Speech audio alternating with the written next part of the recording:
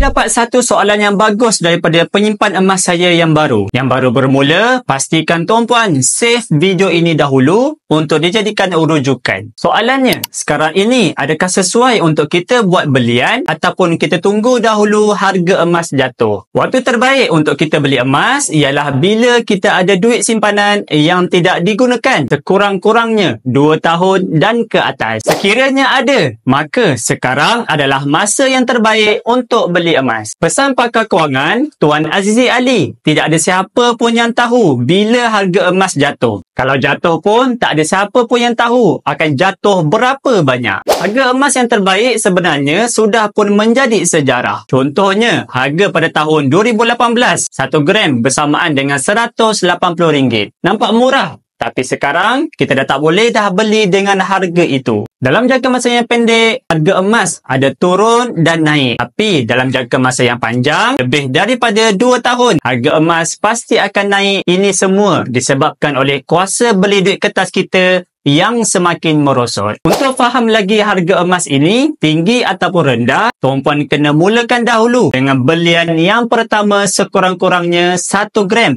untuk dijadikan sebagai penanda aras. Selagi emas fizikal itu ada dekat tangan kita dan kita beli untuk simpanan jangka masa panjang, risiko untuk nak rugi itu sangat tipis. Bagi yang nak mulakan simpanan emas di PUBG Gold, boleh terus rujuk pin video tutorial di profil. InsyaAllah, saya bantu sebaiknya.